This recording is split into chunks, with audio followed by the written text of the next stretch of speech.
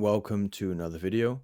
Today I'm discussing what it's like to be an INTP in relation to shame, how it arises, how it perhaps arises more in us than in some other personality types, at least in certain realms of life, and also what we can do about it and how we can sort of alleviate or eliminate our shame by understanding it better so that we can live better lives, basically. Now, 2 years ago, I read this book called Shame the Exposed Self by Michael Lewis. And at the time, I didn't even know that I'm an INTP. And so I watched it, I read it through a different lens, so to say. But upon revisiting it now, based on some of the content I've made earlier about about procrastination and how our self-worth or our shame and things like that can relate to our procrastination, I figured that it's important to discuss this topic, and this book is a great work on shame and definitely hits some of the main points that I want to discuss when it comes to INTPs and shame. And so let's just get into it. As you can tell, I have a different setup right now with my camera, and I also have a different setup in terms of how I want to record this video, which is as following. Let me know if this is readable, um, but I'm going to go ahead and discuss it anyway, and you can just let me know if it works for um, recording my next videos, basically. So today I want to discuss the problem of shame, how it arises, and what it then causes. I want to go into what's really going on and sort of distinguish it from something like guilt, explain how it affects us, and then also talk about how to gradually eliminate or overcome your shame so that you can live your best life. And we'll get into why shame is so pivotal or crucial in that as we go through the video. Now, my story, I haven't experienced a crazy amount of shame. I had a quite healthy upbringing and things like that, but everyone to a certain degree will experience shame throughout their lives. For me, it occurred mostly in sort of two realms. One is occupationally, and the second is socially. And so I think that's something that a lot of INTPs will struggle with as well, and that's what I'm discussing. Now, INTPs have stronger inner standards and also expect or imagine other people to have stronger standards for them as well. And what I mean by that is that when you do well at things in, let's say, elementary school, right? You're a young kid, you do well at something, you generally, as an INTP, go through it quite well. Um, what can happen is that your parents, for example, praise you when you do really well. And when you do normally or when you do less well, to them it might seem as if you're being lazy or if it's your choice, so to say, to do less well at certain things that you might simply be not as good at. So there's nothing wrong, of course, with getting praise for doing something well, but in some people, in some cases, or in quite a lot of cases, I feel like it can lead to you thinking that you always need to perform. It can lead to you attaching your sense of self-worth to the level of your achievements and your performance in school or later in your career and things like that. The other side is the social side of things. And in that scenario, or in those scenarios together, I do feel like you could, to a degree, perform less well than other people as an INTP, right? We have FE inferior. It's sort of an underdeveloped cognitive function in us. And so that leads us, by the evaluation of others and ourselves, to figure that we're less good and that there's something wrong with us in that regard, which can cause us to feel shame. Now, shame arises from how others sees us, but that includes our imagination of how others see us. And so a lot of times, a lot of people that have social anxiety and things like that estimate that other people are going to judge them. It's often not really about if people actually judge you, but your interpretation of it, right? And we'll get into that a bit more as we go on through the perspective paragraph of this video. So you can get feelings of shame not from doing poorly, but also from doing well and then feeling that you have to uphold that standard. You might receive love when you're achieving, and then experience relative withdrawal of love when you're failing or doing less well. Now, on top of that, INTPs are introverted, introspective, and quite reflective, or even additionally observant, right? We observe a lot about how other people act or things like that, and that can also cause us to notice more and to hyperfixate on, let's say, our social behavior. Then I feel like INTPs also are quite conscientious in general, so we feel serious obligations and things like that to perform well, to do well, to act certain ways. And then, like I mentioned, we have FE inferior.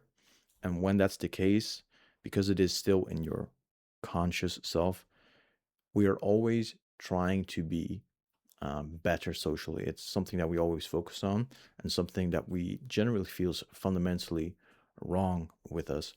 That can cause a lot of shame as you try to do well socially but struggle. Now, a perspective on shame. First of all, what is shame? There are, in as outlined in the book, primary emotions like happiness, sadness, or fear. But shame is a secondary emotion. And what that means is that it requires self awareness first. This is why babies don't have or experience shame. It's something that arises as you develop in childhood. Now, shame always occurs at the violating of standards. That is when we feel shame, right? So, the sort of framework is there are certain standards that we believe are true, whether they're actually true or not doesn't matter, but we perceive or believe there to be certain standards or rules or goals or things we're supposed to do. Then we evaluate our behavior and we look at our behavior relative to what we're supposed to do, and then we judge ourselves or other people. But in the case of shame, we judge ourselves. Now, this all serves a purpose, which is a evolutionary, biological, social thing where we don't want ourselves to display behavior that other people dislike because it could lead to us being outcast from the group, social rejection, which in other times could cost you your life. So human beings are very hardwired to not do things that lead to social rejection. And so shame is actually not just something that we feel, but also something that comes with certain body language to display to other people that we know we did something wrong, um, in order for us to sort of keep our um, right to be in a social group. Now, then the quote, the violation of standards more central to the definition of the self are more likely to lead to shame. So you could perform poorly in something that you do not care about or something that you do not feel represents yourself, and then you feel as shame. So there are certain tasks that are related to one's core capacities, and our core capacities are related to our definition of ourselves. And so as INTPs, our two main cognitive functions or dominant cognitive functions being TI and E, that is where a lot of our self-worth comes from. So for INTPs, our self-worth or our definition of self come from things that are related to our analysis of things, the solutions that we come up with, our creations, um, things like that, basically. And so if that's the case, then you'll likely feel the most shame or guilt even um, when your analyses are turned out to be incorrect or when your solutions prove to be flawed. And so I think that will resonate with you, and we're going to get into that more in a bit. But those are then the things that you're most likely to procrastinate on, to avoid, to feel ashamed about because you care so much about them. You see yourself as a very analytical person. You feel a certain need for a certain standard to be right, to understand things well. And when you don't, it can lead to shame. Now, I just mentioned guilt, right? And the difference between shame and guilt is that in shame, you feel like all of you has failed or is a failure. Whilst in guilt, you feel like you failed at something specific. That means that in shame, you couldn't have done better, which is why it's the most uh, destructive or obstructive when it comes to just living a good life and achieving our goals. Whilst in guilt, you could have done better. The adaptive purpose of negative emotions is that you do not display again the behavior that caused it. And that means in the case of guilt, that feeling guilt will alter your behavior and or increase your alertness. But in shame, because the adaptive purpose of negative emotions is to not display certain behaviors again, in shame, quote from the book, any action becomes impossible since the machine itself, you, is wrong. Right? Since the function of shame is to avoid what caused it, you will not perform any action whatsoever. And at the time of me sort of summarizing this, I wrote, does that ring a bell, procrastinators? So guilt is, I did XYZ wrong, and that's something you can overcome by doing it right immediately or the next time that you get the chance to practice this behavior. But because shame says, I am wrong, any action becomes impossible since the machine itself is wrong. Shame causes you to feel like you're corrupted, in which case your corruptions or your creations must also be corrupted, right? It's like there's a flaw in a machine. Everything that the machine produces will have that same flaw. A poisoned well, every cup of water you get from it will also be poisoned. And so shame really inhibits us from simply doing the things that we might feel like we're supposed to do, the things we want to do, the things we need to do. When you feel like you're a bad writer, you're not going to put pen to paper, right? Um, this is why I relate shame so much to procrastination is that as INTPs, with what I mentioned earlier, you might be more predisposed to feel shame when it comes to your work, your school, your graduation thesis, whatever you're working on, which then leads to this buildup of pressure, or rather, the occurrence of shame. And like I said, if you feel like you're not good at something, you're not going to do it because you won't do it well, you think. So when this is internal, this is your identity or your personal paradigm or your self image paradigm or your personal programming, whatever term you want to use. When other people, and usually the two are combined, have a certain perception of us, this is called a stigma, right? So a stigma is a mark or characteristic that distinguishes a person as being deviant, flawed, limited, spoiled, or generally undesirable. And in that scenario, in that case, you're just going to feel stuck. In social situations, if you feel shame about things you've said earlier, if you assume that because you say the wrong thing in the past, there is something fundamentally flawed about you socially, you're not going to say something again because you feel like that would just lead to you being judged in a negative manner. You're anticipating something negative, so you stay stuck. You don't do anything, basically. Now, here's one last point I want to make about the issue of shame is that, quote, although it is commonly believed that overburdened superegos lead to guilt or shame, the real truth may be that the demand of a high standard is not at fault, but rather the punishment inflicted once the standard is not achieved. It can be the punishment for failure, not the failure itself, that causes shame. In other words, you're overcompensating for violating a standard by increasing your standards for the future. And that is a dangerous cycle to get stuck in, something that I definitely experienced. I didn't get my work done on a given day, and so I told myself that I need to get done more tomorrow. And if I don't, I will have failed, and that will lead to guilt or shame. And when you don't perform well occasionally, and you don't do this, you don't adjust your standards for tomorrow, you'll likely simply stay stuck in guilt, which is easier to overcome than shame, right? Because it's simply you doing something wrong.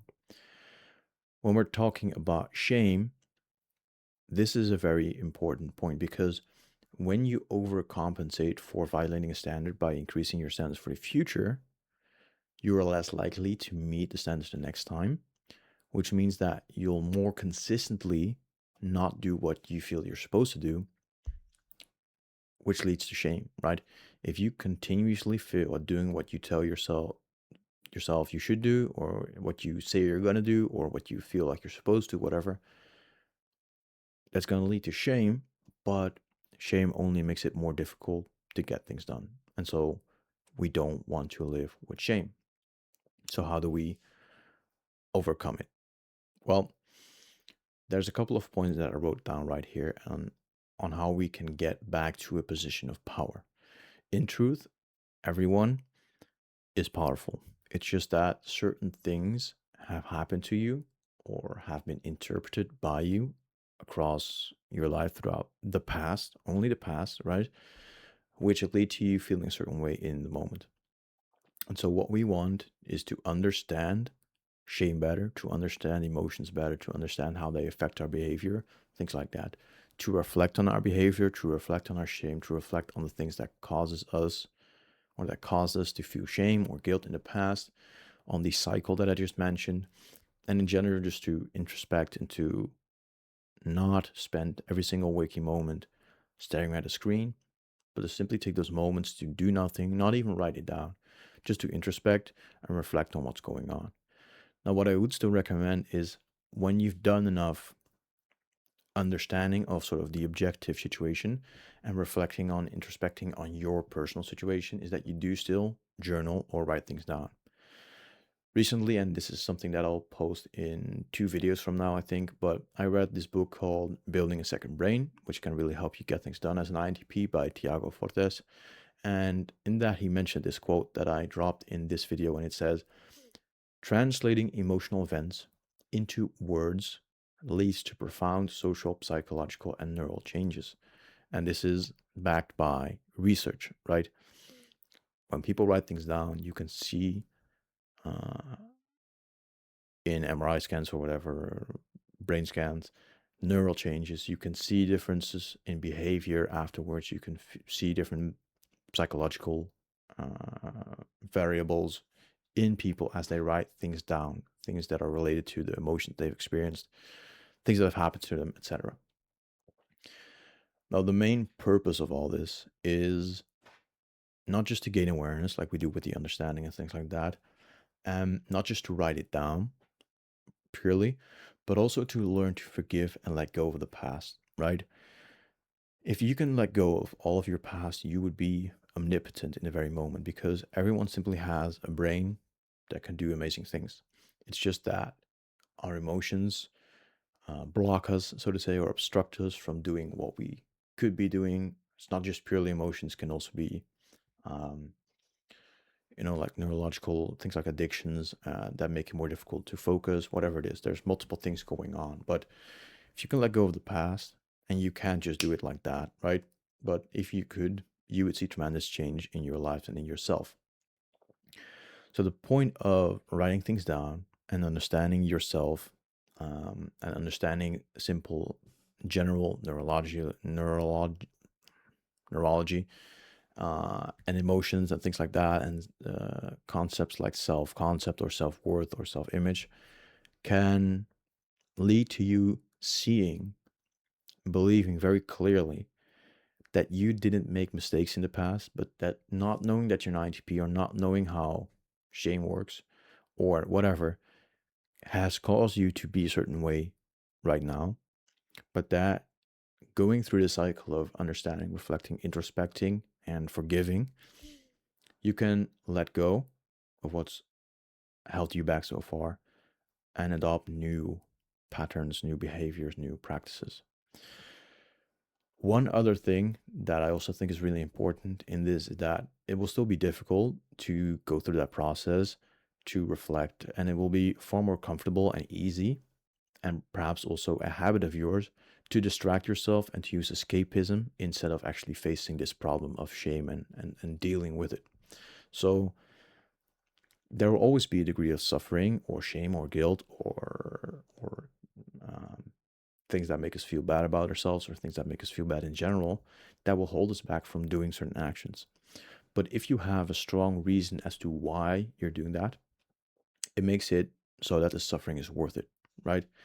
I'll try to make videos about this as well in the future, but if you have a purpose, a big mission that you're on that requires you to overcome this in order to achieve your goal, achieve your purpose, fulfill your why, that makes it easier. And it does make it easier, but it gives you a reason to push through hard things.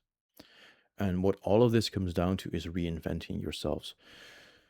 Some people say you should kill your old self or become your version 2.0 or self improve or go through personal development or whatever, right?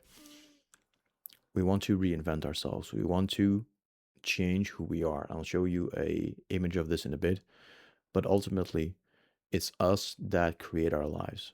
We are the cause and our lives are the effect. And so if we change ourselves, if we reinvent ourselves, if we can become a person that doesn't feel shame, that overcomes their shame, we will live a vastly different life from when we let shame hold us back from doing what we truly want or should do.